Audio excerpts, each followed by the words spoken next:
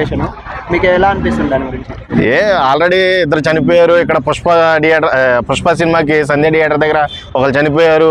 ఇవన్నీ కూడా ఎలా ఉందంటే కంపారిజన్ చేస్తున్నారు, అర్థమైందా? అక్కడ జరిగిన సిచ్యువేషన్ తెలుసుకోవట్లే. అక్కడ తొక్కిస్లాట్లో జరిగింది, ఇక్కడ సంధ్య థియేటర్ దగ్గర.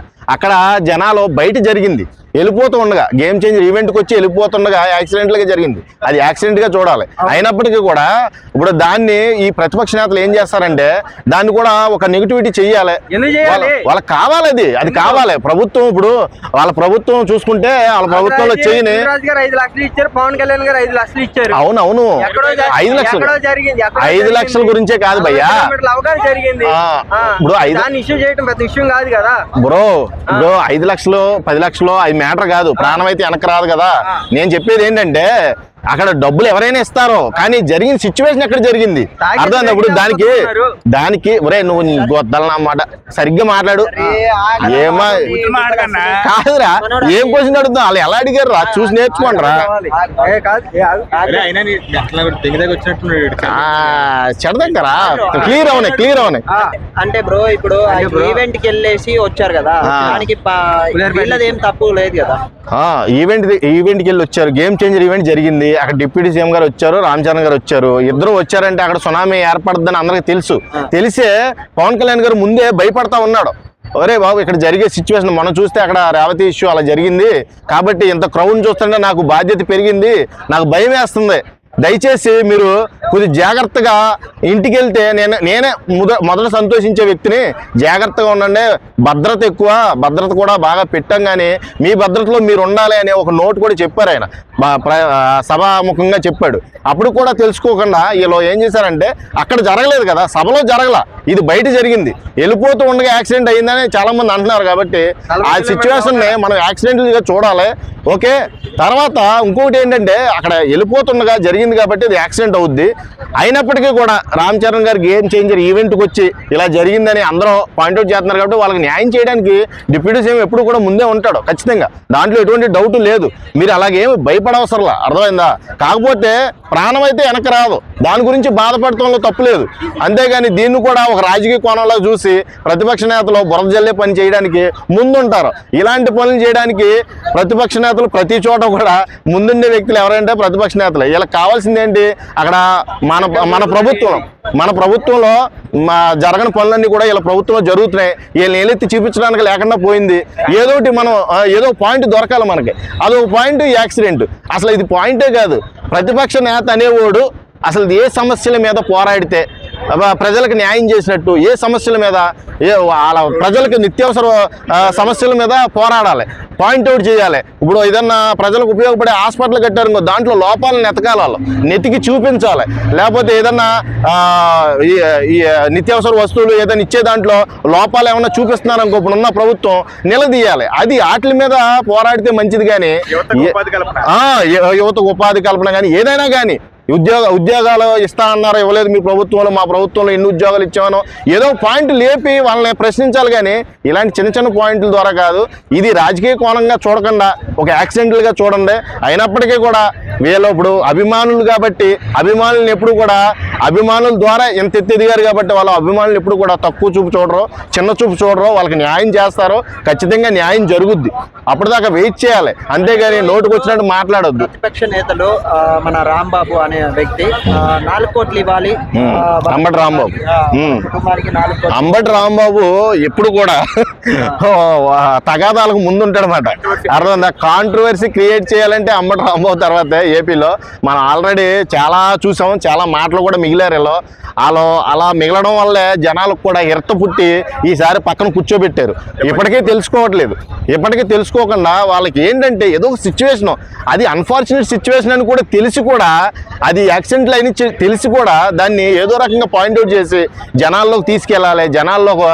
జనాల్లోకి తీసుకెళ్ళి వీళ్ళ మీద బ్యాడ్ ఇంప్రెషన్ క్రియేట్ చేయాలి. డిప్యూటీ సీఎం మీద బ్యాడ్ ఇంప్రెషన్ క్రియేట్ చేయాలి. డిప్యూటీ సీఎం ఊపు తట్టుకోలేకపోతున్నాం మనం చూస్తేనేమో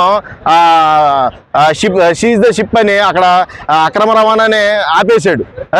ఇక్కడ చూస్తే మన గిరిజనుల గ్రామాలకు వెళ్ళి తడుచుకుంటా రోడ్లు వేయించడానికి, పాఠశాలలు కట్టించడానికి, వైద్య శిబిరాలని ఏర్పాటు చేయడానికి ఇవన్నీ కూడా ప్లాన్లు చూస్తుంటే వాళ్ళకి భయం వేస్తుంది. నెక్స్ట్ కూడా మనం రామేమో నెక్స్ట్ కూడా మనం రామేమో కాబట్టి మనం ఇప్పుడే ఏదైనా పాయింట్లు దొరికితే దాన్ని పట్టుకొని ఏలాడిపోతూ ఉంటే జనాల్లో కూడా బ్యాడ్ క్రియేట్ అయిపోతూ ఉంటుంది, వీళ్ళ ప్రభుత్వం డౌన్ అయిపోతూ ఉంటుంది, మనం అప్పుడు మళ్ళీ పుంజుకోవచ్చు అనే ప్రయత్నాలు తప్పితే అక్కడ జరిగిన సిచ్యువేషన్ అసలు రాజకీయానికి సిచ్యువేషన్కి సంబంధమే లేదు. అటువంటి సంబంధం లేని సిచ్యువేషన్ని వీళ్ళు పాయింట్అవుట్ చేసి పెద్ద భూతార్థం పెట్టుకొని దగ్గరగా చూస్తున్నారు అనమాట. అంత చూడవలసిన అవసరం లేదు. ఖచ్చితంగా ఇప్పుడు మనం వాళ్ళకి ఇచ్చే డబ్బుల గురించి మీరు మాట్లాడుతున్నారు. ₹1 కోటి ఇస్తారా, 2 కోట్లు ఇస్తారా, 3 కోట్లు, ఎన్ని కోట్లు ఇచ్చినా వాళ్ళ ప్రాణం అయితే వెనక్కి రాదు కదా.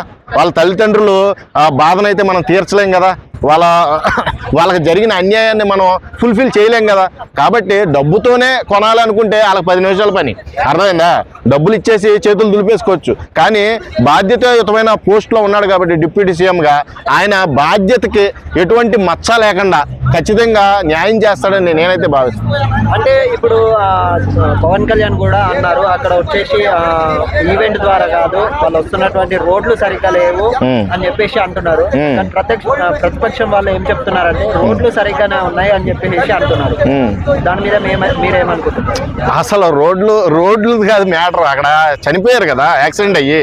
అంటే రోడ్లు బాగోలేదని ఇప్పుడున్న ప్రభుత్వంలో ఎవరో అలా మాట్లాడరు, అర్థమైందా? ప్రతిపక్ష నేతలు బాగున్నాయని చెప్పరు, అర్థమైందా? ఇది రాంగ్ స్టేట్మెంట్.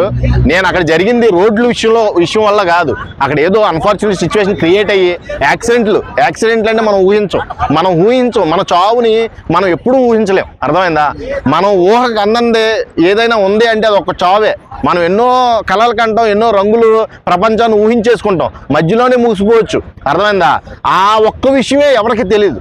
ఇప్పటి వరకు కూడా ఎవరో కనిపెట్టలేదు కూడా. దాన్ని కనిపెడితే ఇవాళ కృష్ణకాంత్ పార్క్ రావడం ఎవడో, ఈ రోజు నా కృష్ణకాంత్ పార్క్లో నువ్వు వెళ్ళిపోతున్నావురా పైకి అంటే ఎవడో కూడా ఇక్కడికి రావడం, అర్థమైందా? ఏ టైంలో అయినా సరే మృత్యు అనేది మనం ముంచేస్తుంది. దానికి మనం కొన్ని జాగ్రత్త కూడా చాలా ఇంపార్టెంట్. మన టైం సరిపోయినప్పుడు ఎంత జాగ్రత్తగా ఉన్నప్పటికి కూడా మనం వెళ్ళవలసిన చోటుకి వెళ్ళిపోవాలి, అంతే. అది ఫైనల్ గా ఇప్పుడు యాక్సిడెంట్ కి కారణం పవన్ కళ్యాణ్, రామ్ చరణ్ ఈవెంటే అని అంటారు. కాదు, నేను ఖచ్చితంగా చెప్తున్నాను కదా, ఇది రోడ్డు మీద జరిగిన యాక్సిడెంట్ కాబట్టి వాళ్ళ కోసం వాళ్ళ అభిమానంతో వచ్చారు కాబట్టి బాధ్యత తీసుకుంటారు. తీసుకోకుండా అయితే ఉండరు. ఈవెంట్లో అయితే జరగలేదు, తొక్కిస్లాట్లో అస్సలు జరగలేదు. కాబట్టి మీరు ఆ విషయాన్ని ఈ విషయాన్ని కంపేర్ చేస్తానంటే నేను ఒప్పుకోను. అంటే ఈ ఈవెంట్ కి వచ్చి వెళ్ళిపోయిన దానికి అది దానికి సంబంధించింది కాదు, అయినా కూడా వాళ్ళు 5 లక్షలు చొప్పున ఇచ్చారు కదా, అది న్యాయమేనా అంటారా? అసలు సంబంధం లేని చోట కూడా వాళ్ళు రెస్పాండ్ అయ్యి కొంత అమౌంట్ అయితే సెదిరారు అని తెలిసింది నాకు కూడా. ఇంకా అది ఆ అమౌంట్ గురించే నేను చెప్తున్నాను, మళ్ళీ చెప్తున్నా. డబ్బుల కోసమే వాళ్ళు ఎదురు చూస్తే వాళ్ళకి అది బాధనైతే తీర్చలేం కదా. మనం తల్లిదండ్రుల బాధను తీర్చలేం. డబ్బులు అయితే ఎంతైనా ఇస్తారో, అది 5 లక్షలే కదా, 5 కోట్లైనా సరే ఇవ్వడానికి సిద్ధంగా ఉంటారు. కానీ వాళ్ళ బాధనే వాళ్ళ రోదనని మనం తీర్చలేం కాబట్టి దాన్ని కొంచెం బాధగా ఫీల్ అయ్యి మాట్లాడుకుంటే మంచిది. అంతేగాని దీన్ని కూడా ఏదో పొలిటికల్ నేతలు, ప్రతిపక్ష నేతలు ఎటకారం చేసినట్టు మనం కూడా ఎటకారంగా మాట్లాడుకుంటే సరికాదు. ఇది కూడా మంచి పద్ధతి కాదు. ఒక చావుని గౌరవించలేనోడు ఎప్పటికి కూడా మనిషి కాదు. అంటే ఇప్పుడు మాట్లాడుకోవడానికి ఆంధ్రాలో మాట్లాడుకోవడానికి అసలు వార్తలే లేవని చెప్పేసి ఇలాంటి వార్తలు అంతే కదా. ఇప్పుడు అభివృద్ధి చూస్తుంటే పవన్ కళ్యాణ్ గారు కావాల్సినవి అన్ని చేసేస్తున్నాడు, ప్రతి చోటకి వెళ్ళిపోతున్నాడు, వర్షం అని లేకుండా వరదని లేకుండా నడుచుకుంటూ పోతున్నాడు, సమస్యలు తెలుసుకుంటున్నాడు. ఇప్పటి వరకు 20 సంవత్సరాల నుంచి గిరిజన గ్రామాలని ఎవరో పట్టించుకోలేదు, సరైన రోడ్లు లేవు. అలాంటి వాళ్ళ కోసం నడుచుకుంటూ వెళ్ళిపోయి రోడ్లు వేసేస్తున్నాడు. రేపొద్దున మన ప్రభుత్వం రాకపోవచ్చు, ఈ అభివృద్ధి చూసి మళ్ళీ వాళ్ళే రావచ్చు. మనం వీళ్ళని డౌన్ చేయాలంటే ఏదో సిచ్యువేషన్ దొరకాలి మనకి. ఆ సిచ్యువేషన్ కోసం వెయిట్ చేస్తున్నారు.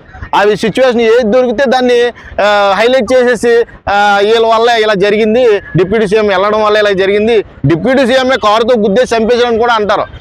అర్థమైందా? ఎందుకంటే వాళ్ళకి ఏ పాయింట్ రేస్ చేయాలన్నా దొరకట్లేదు. సరైన పాయింట్ దొరికితే రేస్ చేద్దామని చూస్తున్నారు, కానీ ఏ పాయింట్ దొరకట్లా. ప్రభుత్వం అంతా అభివృద్ధి పదంలో ముందుకు వెళ్ళిపోతూ ఉంది కాబట్టి ఇలాంటి బురదచల్లే చేష్టలన్నీ జరుగుతూ ఉంటాయి.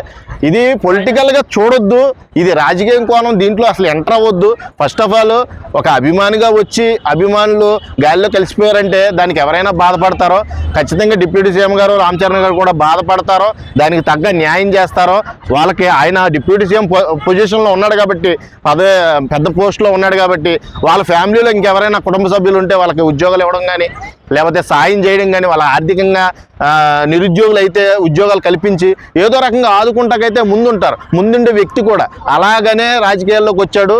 జనాల కోసమే రాజకీయాల్లో ఉన్నాడు కాబట్టి ఎప్పటికీ ఖచ్చితంగా ఆయన కావలసిన మనిషే, అందరికి జనాలకు కావాల్సిన మనిషి కాబట్టి జనాల గురించి ఎప్పటికీ ఆలోచిస్తూనే ఉంటాడు. ఫైనల్ గా మీరు ఈ ఇన్సిడెంట్ బేస్ చేసుకొని ఫైనల్ గా ఆడియన్స్ కి మీరు ఏం చెప్పాలనుకుంటున్నారు? ఫైనల్ గా నేను చెప్పేది ఒకటే, ఎక్కడికి వెళ్ళినా ఒక ఈవెంట్లకి వెళ్ళినా లేకపోతే ఏదైనా సెలబ్రిటీ మీటింగ్స్కి వెళ్ళినా ఒకటే పదే చెప్పాడు కూడా పవన్ కళ్యాణ్ గారు కూడా, మీరు మీ భద్రత ముఖ్యం నాకు, మీరు ఇంతమంది క్రౌడ్ వచ్చేస్తే నాకు అనిపిస్తుంది అలాంటి సిచ్యువేషన్ మళ్ళీ రిపీట్ అవుద్దామో, మీరు జాగ్రత్తగా ఉండండి పదే చెప్పాడు. జాగ్రత్తగా అక్కడ ఉన్నప్పటికీ కూడా బయట జరిగిన సిచ్యువేషన్ కాబట్టి మనం ఏమీ చేయలేం. ఇంకోటి సభలో పవన్ కళ్యాణ్ గారే